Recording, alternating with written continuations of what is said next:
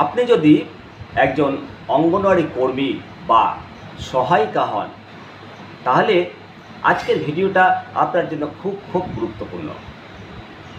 আপনি যদি আইসিডিএস কর্মী বা সহায়িকা পদের জন্য আবেদন করব মনে করেন, তাহলে আজকের ভিডিওটা আপনাদের জন্য অত্যন্ত গুরুত্বপূর্ণ। পুরো ভিডিওটা দেখুন মনোযোগ দিয়ে।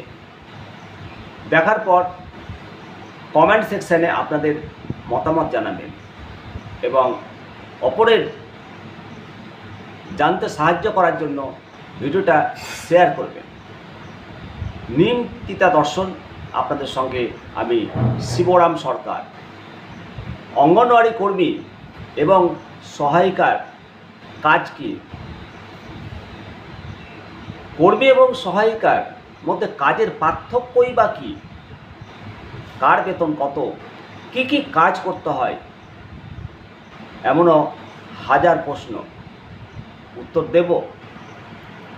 আর একজন সহায়িকা থেকে কিভাবে নিজেকে একজন কর্মী হয়ে উঠবেন, সেই সম্পর্কে আজকের প্রতিবেদনে আলোচনা তুলে ধরছি। প্রথমেই বলি, যত দিন যাচ্ছে অঙ্গনওয়াড়ি এবং কর্মী ও হেল্পার এই পদে চাকরি করার ইচ্ছা বেশিরভাগ মহিলাই পোষণ করেন। পোষণ করার একটাই কারণ, নিজের ব্লকে, নিজের গ্রামে, নিজের বাড়ির পাশের সেন্টারে পোস্টিং হয়, যাতে মহিলারা নিজের বাড়ির সমস্ত কাজ সারার পর এই কাজ তারা অনায়াসে করতে পারে। যাই হোক, অঙ্গনওয়াড়ি কর্মীর কাজ কি? অঙ্গনওয়াড়ি সহায়িকার কাজ কি? একজন অঙ্গনওয়াড়ি কর্মীর প্রধান কাজ হল গ্রামীণ শিশু সাহায্য কেন্দ্রের অন্তর্গত ইন্টিগ্রেটেড চাইল্ড ডেভেলপমেন্ট সার্ভিস এর অধীন শিশুদের পর্যাপ্ত এবং সঠিক মানসম্পন্ন খাদ্য সরবরাহ করা এবং উন্নত মানের জল সরবরাহ করা, স্যানিটেশন এবং উপযুক্ত বয়সে টিকাকরণের দেখভাল করার দায়িত্ব পালন করা হয়। পাশাপাশি এদেরকে অনেক গুরুত্বপূর্ণ খাতাপত্রের কাজ করতে হয়, হিসেব নিকেশ করতে হয়, সমস্ত কিছু ম্যানেজমেন্ট করার জন্য।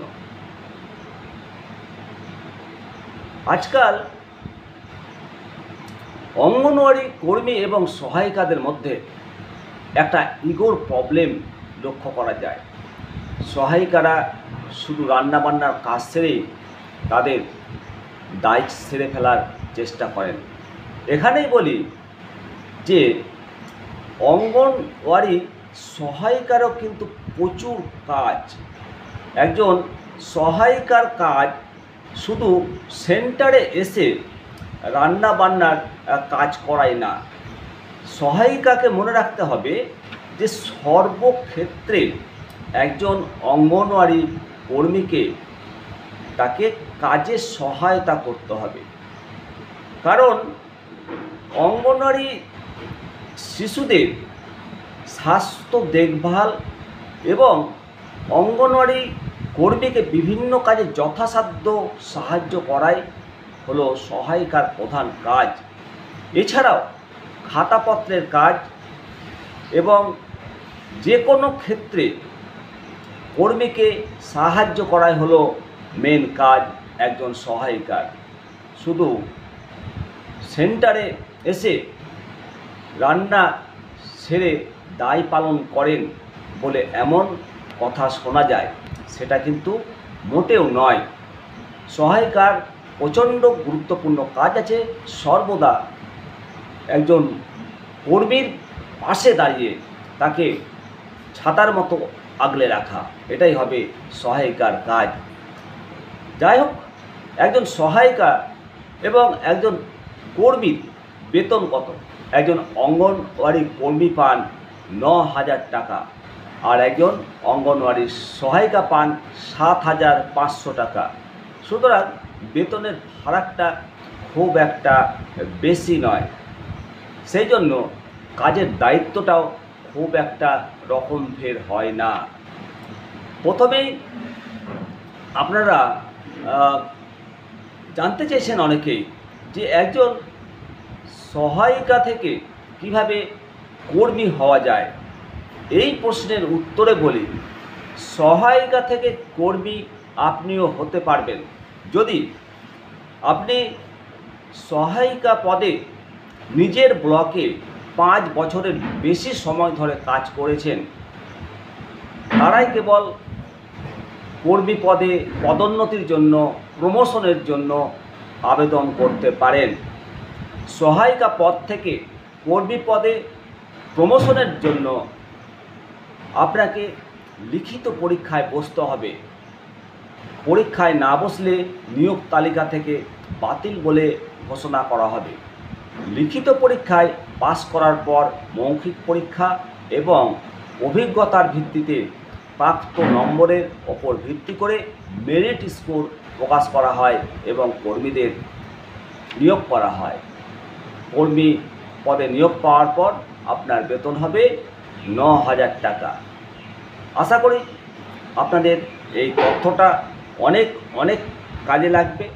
অপরদিকে আইসিডিএসের কর্মীদের কাজের চাপ দিনের পর দিন বেড়ে যাওয়ায় কর্মী নিয়োগ করার সিদ্ধান্ত নিয়েছে বিভিন্ন জেলা।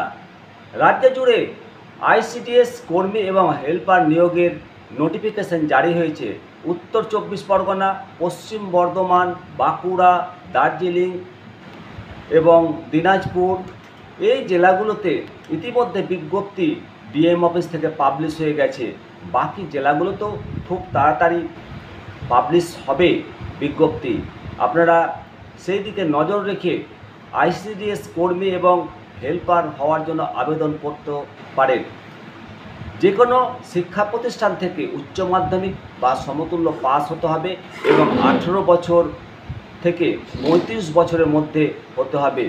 প্রতি ব্লকে অঙ্গনওয়াড়ি পদের জন্য যে সংশ্লিষ্ট গ্রামের ভ্যাকেন্সি অনুসারে আপনাকে সেই পঞ্চায়েতের বাসিন্দা হতে হবে এবং সমস্ত কিছু বিজ্ঞপ্তি ভালোভাবে দেখার পর আপনাকে আবেদন করতে হবে।